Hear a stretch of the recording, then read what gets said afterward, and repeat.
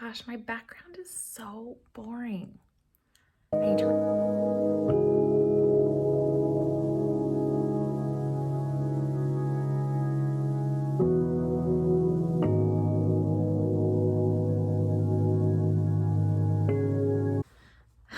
Well, this is better. I mean, right? This is more fun. Maybe I'll close the bathroom door, bring my plant in a little closer, but let's chat like this today. There we go. Hey friends, welcome back to my channel. If you're new here, my name is Gabby and I am both a destination wedding planner for adventurous couples and a Pinterest strategist for wedding pros. So this channel, I always say it, but you've got a little bit of both. You've got kind of wedding stuff, wedding business, and you've also got Pinterest. And to me, they go hand in hand because we use Pinterest for our marketing in our wedding business. And I feel like wedding pros in general, if you're watching this is a great place to start because today we're talking about getting your Pinterest account ready for engagement season. Now, I'm recording this in December and engagement season has started. I mean, you've probably seen inquiries coming in, but it's not too late to get started and get your Pinterest at least up to date and ready for your ideal clients to click on your profile and know immediately that you are the person for them. I forgot my coffee. Okay, so today we're talking about 3 main things that will get your Pinterest profile ready for engagement season. Whew, that's a tongue twister. The first thing is optimizing your profile. We're going to talk about what are some key things that your profile needs to have, how you need to showcase your imagery and your best work. The next thing is going to be keywords, where to find them, how to use them, why are they so important? And the last one is going to be content that converts. So what I mean by that is what are you pinning and how is it driving traffic or where is it driving traffic and how are you converting that content into paying customers or email subscribers or whatever it is or whatever action you want your audience to take on your Pinterest. Okay, so first thing, let's talk about optimizing your profile. If you are brand new to Pinterest, you're kind of in a good place because I feel like you don't have to go back through old Pinterest boards and pins and delete or remove or optimize or whatever. You're just getting started with a fresh start, a fresh profile. So the first thing you want to make sure is you have a business profile and that you are showcasing your best work. Now, something that I think we have learned over the years, especially on Instagram, is that if you are showing stuff that you don't want to book more of, you might end up getting clients who see that content and say, oh, I like that, I want that. And you don't want to do that anymore. So that's the importance of making sure that you are showing your best work. Now, the Pinterest profile has both imagery and has text. Now, I always say anywhere that you see text, make sure it's optimized. So we'll talk about keywords in a moment, but that is your profile name, your bio, your board names, your board descriptions, and your Pinterest captions, your pin captions. Now, that all has to be optimized.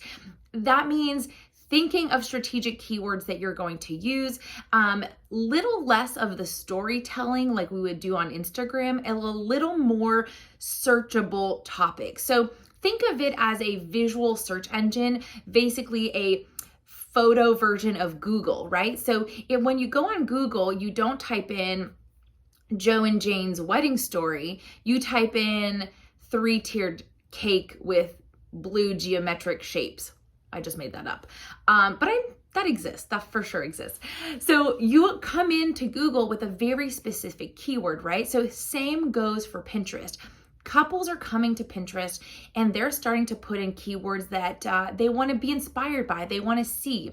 They might also come to Pinterest for education. So if you're a wedding pro that has 5 tips to creating a wedding budget or 3 ways to style a sweetheart table, that is also content that you can add. So you're both inspiring them and educating them at the same time. Because I'm not going to go in depth about how to optimize your profile, exactly what to do, where to put it, and all that in this video, I want to link my Pinterest for beginners video over here because that's something that I have actually recorded and shown in a virtual summit, and it will take you through the whole process of optimizing your profile, telling you exactly where to put these keywords and how best to use it.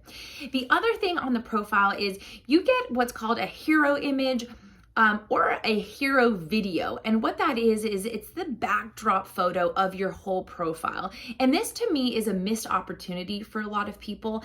I find that sometimes even amazing photographers do a really close-up shot of a bouquet, but that doesn't really show how amazing you are at capturing emotions or capturing portraits or landscapes. So whatever it is that you specialize in, be sure that that hero image or video, and yes, it can actually be a video as well. If you go to my Pinterest profile that I'll put right here, you can see that I have a looped MP4 video. There is no sound, but it is showcasing the type of weddings that we do.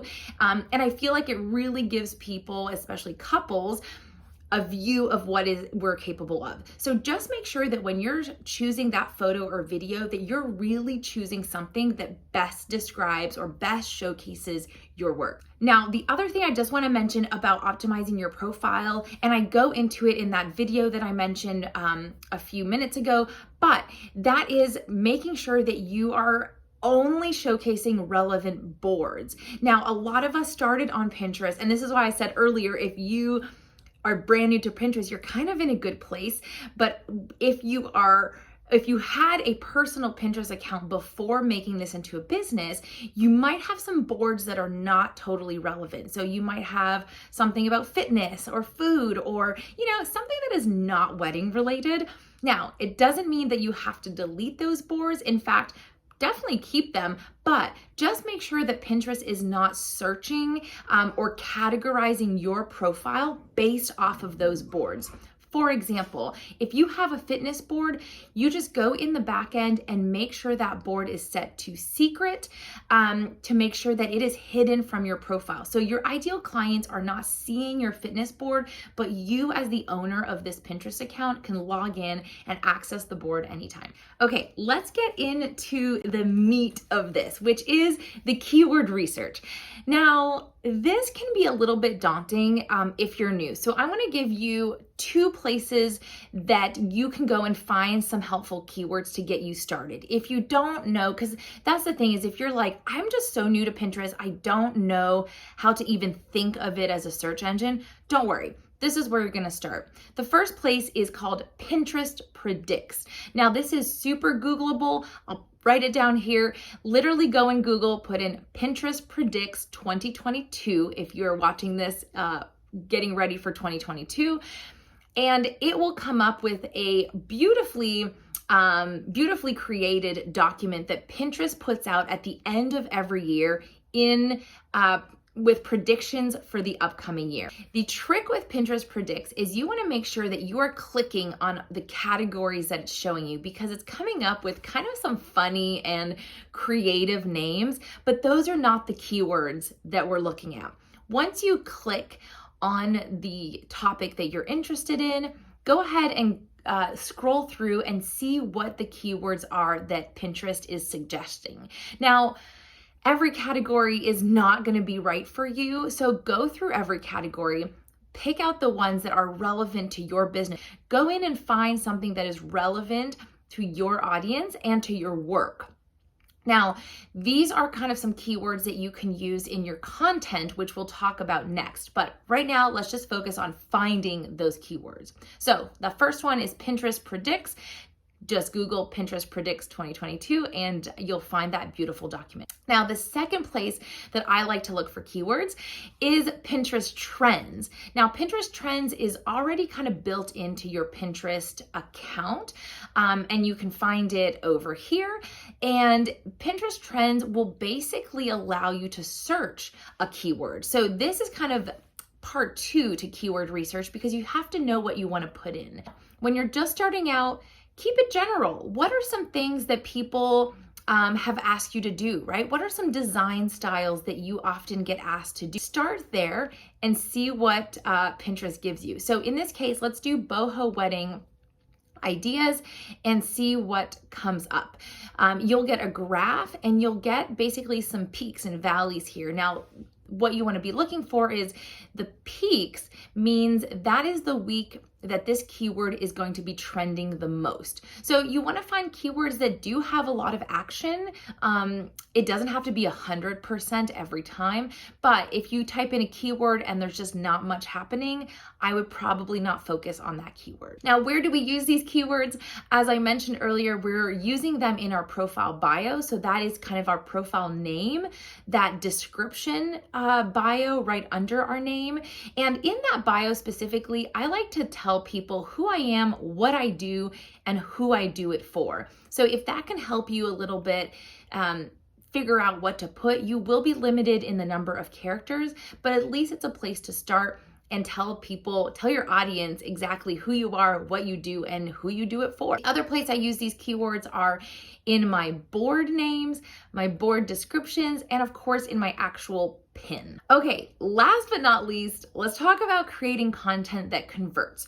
So getting ready for engagement season, people are researching, right? They're on Pinterest, they're on Google, they're on Instagram. But the cool thing about Google and Pinterest is, like I said earlier, this is a place where they can type in a question or they can type in a keyword and information will pop up. They're both search engines. So in the case of Pinterest, we want to make sure that we are creating pins that is going to either inspire or educate our audience. If you didn't know, a pin, which is the vertical image that you put on Pinterest, all of them have the ability to be connected to a URL. And this is what is so cool about Pinterest, because you don't have to go to the link in bio to go somewhere. You can click on the image and have it take your client or your audience directly to something that you want them to go to. What's the best place to take these people? Your blog. Your blog will always be the best place to convert into something. Is that an email subscriber? Is that an inquiry? Is that a affiliate purchaser, right? What is the action that you want them to take on that pin?